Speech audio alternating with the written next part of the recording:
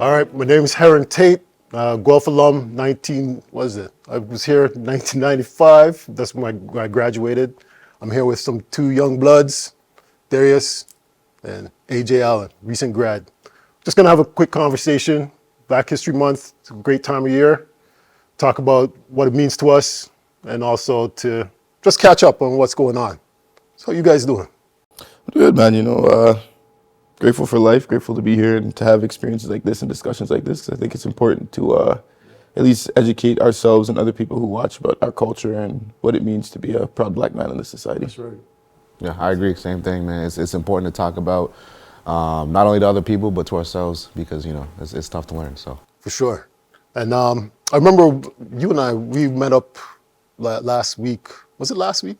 Anyway, sometime recently, and we were talking about the whole celebration of Black History Month, and I've kind of touched on the word celebrate and how I kind of don't like the word celebrate just because it's a party or something. Right. And it's more of a time of, as you had mentioned, Darius, remembering. And I guess, what are your thoughts? I'll ask you first. I agree with that. I think it's less of celebrating but recognizing. Right. So it's more of like acknowledging black history, respecting black history and what we're going to do going forward in a sense, right? Yeah. And understanding that it's part of everyone's history and that it's important to learn about moving forward so that we don't make the same mistakes, whether it's with black people or any other race moving forward, because it can't happen again. That's just it, right? We're trying to learn from our mistakes and trying to build off that. Yeah. And this month is kind of like, this happened, let's move forward from it. You know what I'm saying? And let's respect the people that helped us get here today. Yeah. And recognizing our allies that have gotten us through this point as well. I was talking with Coach Shane earlier about my experiences here and some of just being able to have those people in your corner to help you through that transition. And I know for myself, coming through the program, I may have been kind of, I guess, more focused on myself. I was at that age where I'm really focused on myself, and that whole thing about Black History Month, I think you guys seem to be more versed on the whole history, and what it means to you. I guess how did you transition through that? Did you guys go through a phase of that's self-healing or self-recognition through, I guess, with Black History Month, or how does that apply for you, or from a personal standpoint? Maybe how Guelph, I don't know if it's how it's helped your growth as a young black man and going through and what it is like going through the program, and I guess speak a bit more about Guelph and your growth through the program. Well, I'd say at least my time here within the program, it has been a blessing. I have been at least fortunate enough to have some diversity in the teams that I've played on throughout the years. Mm-hmm. And I guess in a sense it not blinds you, but what the diversity experience on the team isn't necessarily what you experience when you look outside of the team in a university sense. Right. Because you'll have more people of color, or at least from my experience, I've met more and come across more people of color in the Gryphon program, opposed to when I'm in classes and stuff like that. It's a whole different feeling. Like I step in the locker room, and I know this is weird to say, and I feel like I belong here. Right. But I know myself, I'm a smart kid, but I step in the classroom and part of me feels like,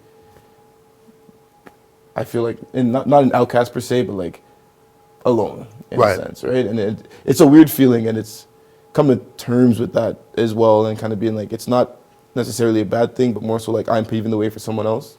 Yeah. And just as important it is to keep up my reputation and go on with everything with pride, especially just without the school aspect or the athletic aspect, the school aspect.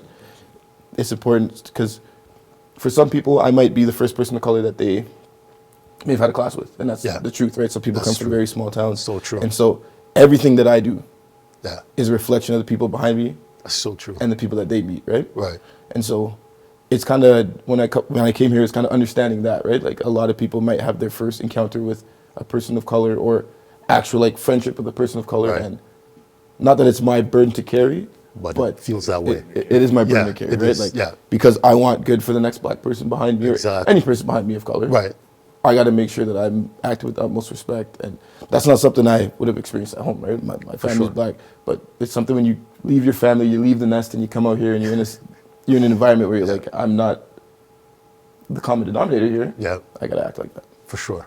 And the experience for you, I'm guessing, is some Yeah, similar. pretty similar. Yeah, pretty similar. And yeah, going to class or like, especially going back home to Burlington as well. Like I think I had maybe 4 or 5 black people in my whole high school. I was there for 4 years. Wow. My sister is one of them. you know what I'm saying? Like that's the world I grew up in. So coming here was definitely a culture shock where Yeah.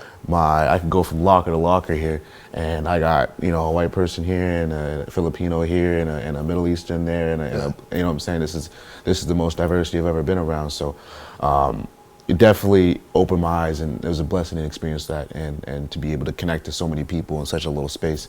But no, I agree. Going to class, I remember there was a few classes where it was just me or maybe 1 or 2 others.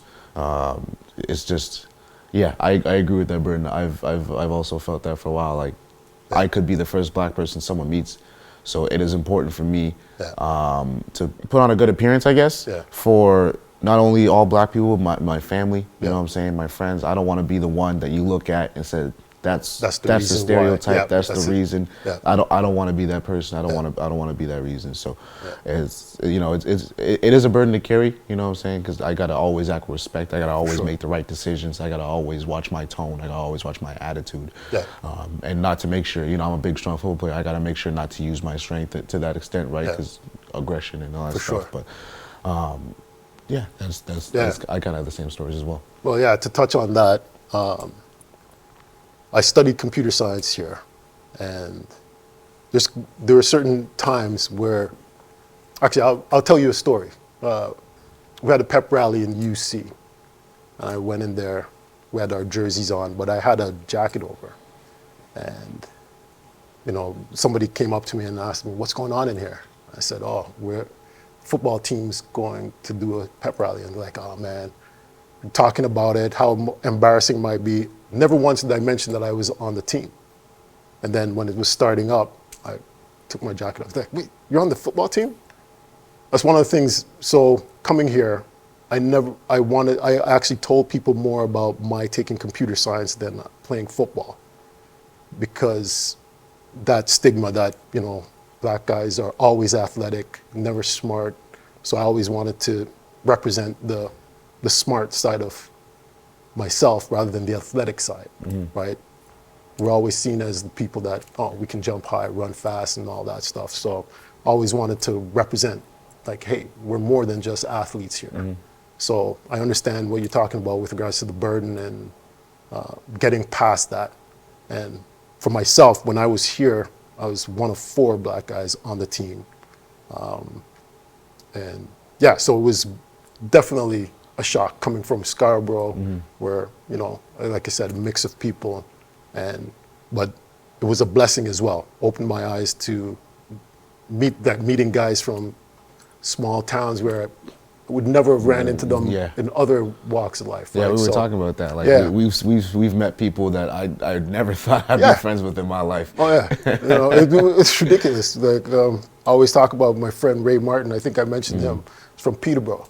I remember first time meeting him it was at East Residence training camp, and he's sitting there. He's got these thick glasses and bald head. And I'm like thinking, this guy plays football. I'm like, I would never have thought, but could hit like a truck, and we got along great. He always tried to include me in things, going to parties and stuff like that. And again, just same to your point, didn't want to be the guy that went to parties. Again, didn't want that stereotype, right? But one of the things I enjoyed about that friendship with him is he always tried to include me in activities and never looked at me as an other. But again, I was probably one of the only black guys he's met, or few that he's met in his life, and it was really, like I said, coming to Guelph was an eye-opening experience.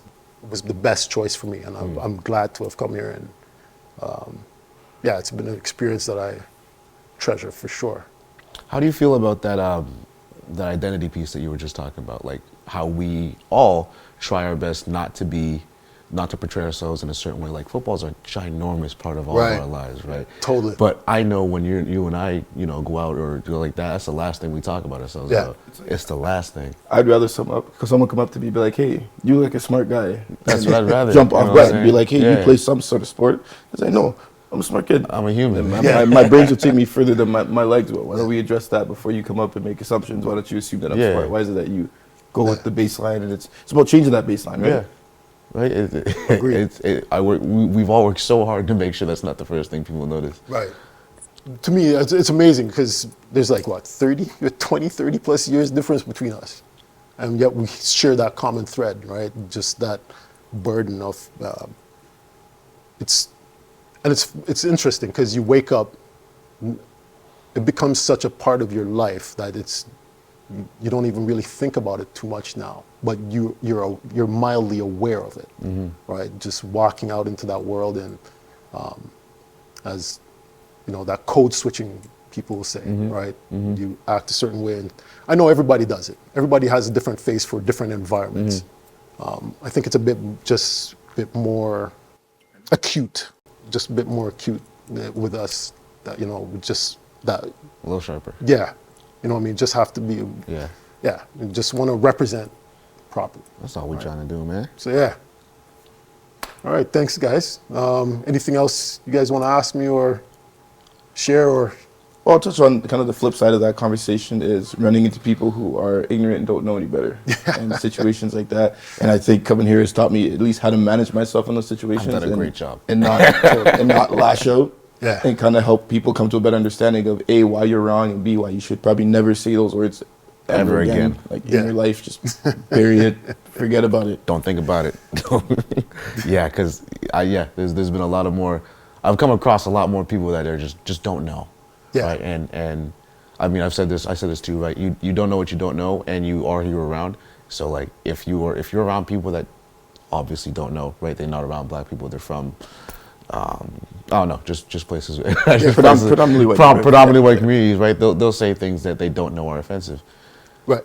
That's the beauty of Guelph, at least for me, meeting, or at least it's a bit of an explanation or understanding that stepping out of your comfort zone, going out to meeting people that don't necessarily look like you,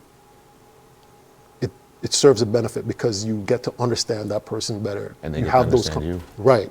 You have those conversations and you break those barriers away, right? And it's so important. I used to, like when I was younger, I used to say travel is one of the best things to do, especially if you travel with purpose. You go somewhere and live there for a while. You get a better understanding of the people, the society, and what they're doing and why they do certain things. I lived in the US for 4 years, and I got a better understanding of how people in the US think or why they do certain things, their patriotism. I got a better understanding of that. And that's just to the US. Imagine going across to Asia, Europe. You spend some time there. I think that's valuable to basically expand your horizons, right? You get, like you said, a better understanding of other people and them of you. So, awesome. Glad to have this conversation, guys. Thanks for having us. Thanks for having us. I appreciate it.